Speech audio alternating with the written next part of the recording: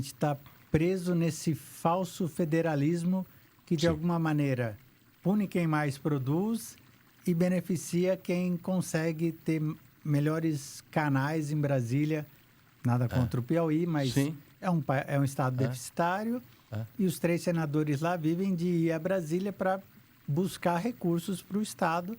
E esse recurso, na grande maioria, é para comprar, é para, vamos dizer assim, representar o voto.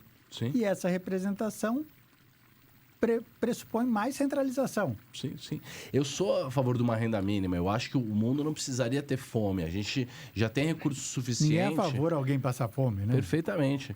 De qualquer maneira, precisaria, como você mesmo falou, ter os incentivos certos, né? Então, incentivar...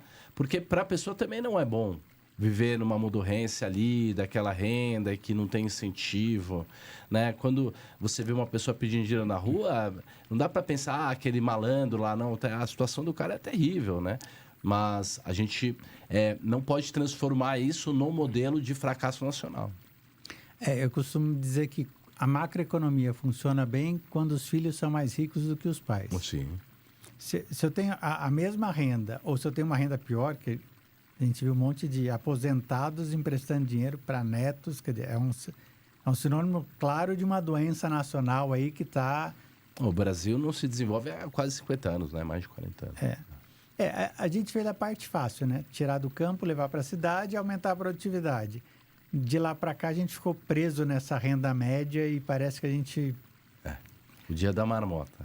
Exatamente. Tá preso na renda média. Ela vai rodando ali. E vamos pensar o seguinte, eu não faço parte dessa realidade. Hoje eu tenho, ou pela minha empresa, ou empreendedorismo, ou até mesmo por meu mérito, né? Não sou deficitário, sou superavitário, tive disciplina. Roxo, eu preciso salvar o meu dinheiro desse desgoverno. Perfeito. Offshore, com a lei nova, ainda é uma alternativa ou não? Como é que é isso? E explica o pessoal o que é uma offshore. Cada vez os governos vão tentar mais controlar o fluxo de capital, né, internacional, principalmente do brasileiro. Uma offshore é montar uma empresa, estruturar uma empresa de investimentos num outro país que tenha condições fiscais. Paraíso fiscal é meio feio. Não, mas é ótimo. Paraíso é uma coisa boa, né? Exato. Inclusive, é um paraíso mesmo, né? Então, abre uma empresa num país desse, num paraíso fiscal, que você não vai pagar o imposto, vai pagar com condições muito melhores, e aí você manda o investimento para lá, e lá você abre uma conta internacional, numa corretora americana, numa corretora internacional, e gere o seu patrimônio por lá e fica supostamente blindado, né? Mas agora, o governo cada vez mais quer controlar esses fluxos de capitais. Então, hoje você tem que montar uma estrutura até mais difícil, ou você não declara. Então, tem uma série de coisas, né? Eu acredito ainda que é mais seguro você manter o seu capital fora e numa estrutura que você tente maximizar ao máximo a questão tributária, né? Mas ainda gera uma segurança maior do que, por exemplo, comprar um BDR aqui no Brasil, numa conta no Brasil. Eu invisto na Apple, tudo bem.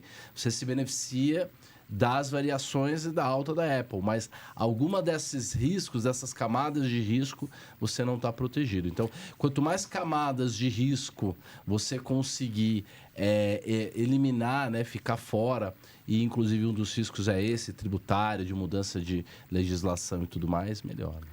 Porque aqui, na verdade, até o passado é incerto, né? O pessoal está mudando isso de uma maneira absurda. Então, está dizendo assim, olha, então, de alguma maneira, eu, pessoa física aqui, estou sujeito ao país Brasil. Se eu tiver uma pessoa jurídica, eu tenho alguma proteção em relação à pessoa física. Perfeito. Se eu tiver uma holding, talvez melhore. Se eu tiver uma offshore, e aí uma offshore, pode ser uma LLC nos Estados Unidos, ou pode ser, enfim, uma fundação, se eu for muito grande. Ou até um instrumento em que as variações fiquem um outro instrumento dentro, para você não ter que declarar ali o ganho de capital. Sim. Porque convenhamos, é uma sacanagem, né? Você vai, Esse é o termo certo. Faz tudo certinho, conseguiu o seu capital, pagou os impostos aqui, porque não é que offshore, não é bandido. Bandido, não. Né? O cidadão de bem foi lá, construiu um patrimônio, colocou isso lá fora, e ele fala assim, o governo fala, quando eu fizer uma cagada e desvalorizar a moeda, você é punido. Isso. Você falou, então eu não consegui sair do país ainda, né? Exato. E quando você vai fechando a porta de saída, você também fecha a porta de entrada, né? Porque as pessoas preferem ali, né? ser um milionário na China ou nos Estados Unidos, né? Nos Estados Unidos, porque os incentivos, né?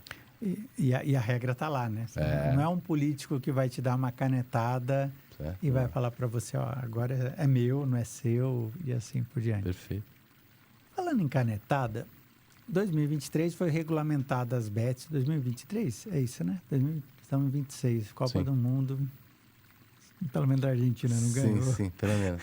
E aí a gente está falando assim, entraram as bets, né?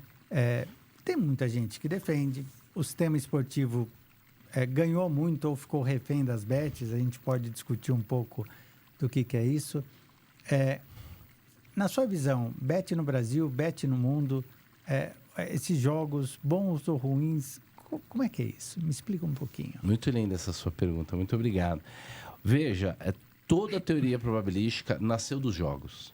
Perfeito. Se, né, o Conde Sanduíche lá não tivesse pedido para o Bernoulli, sei lá qual matemático lá da época, calcular a chance, se ele tivesse que sair do jogo e depois voltar, nós não teríamos toda essa teoria. Então, as primeiras vezes que eu fiz uma aposta ou num jogo com um amigo, eu tentei estimar, especular os resultados, tentar aprender as consequências e tudo mais. Então, isso faz parte. Toda criança, ela brinca do que o pai faz, ela brinca de trabalhar. É o carrinho, é o caminhão, é a boneca, é a comidinha. Então, na hora que você proíbe a aposta total de todas as condições, não pode ter cassino, não pode ter nada durante um século e deixa a população assim, sem ter nenhuma cultura desse tipo e depois você libera completamente, então você tem essa epidemia de vício. Tá. Mas será que a alternativa é pedir para o Estado regulamentar mais e ficar mais ainda, cada vez mais entre a gente e o prestador de serviço? Será que essa é a alternativa? Ou proibir, ou liberar para o Estado mexer na minha conta para que, no caso de alguém viciado? Então, qual é o problema? Se você desse todos os poderes para um Estado e ele fosse Deus, seria perfeito, porque ele poderia fazer tudo. Mas, como o Estado, via de regra, é o seu maior inimigo, por uma questão, né, dele nutrir o seu próprio crescimento, o problema da Bet aumentaria com a regulamentação. Então, assim, é um problema muito grave, mas é o que eu digo. O curso de day trade, para muita gente, muito marmanjo, muito moleque, vai ser a porta de entrada da bolsa.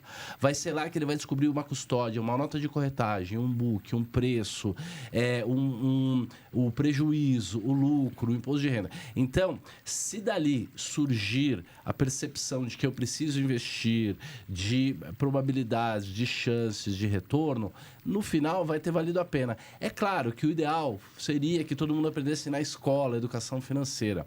Mas, de qualquer maneira, se o cara tiver que começar a cultura dele, de como é que eu saio desse enrosco e descubro a probabilidade. O Taleb fala no Skin the Game que o cara, quando tem um problema financeiro para resolver, ele vira um gênio. Ele começa a estudar, a pensar e vai atrás. É muito diferente de trigonometria às 7 da manhã. Trigonometria às 7 da manhã ninguém aguenta, não vai levar em lugar nenhum. Mas se o cara, para resolver um problema financeiro, para sair de um enrosco, para sair de uma humilhação que ele apanhou de novo da bolsa, ele tiver que aprender trigonometria, ele vai aprender.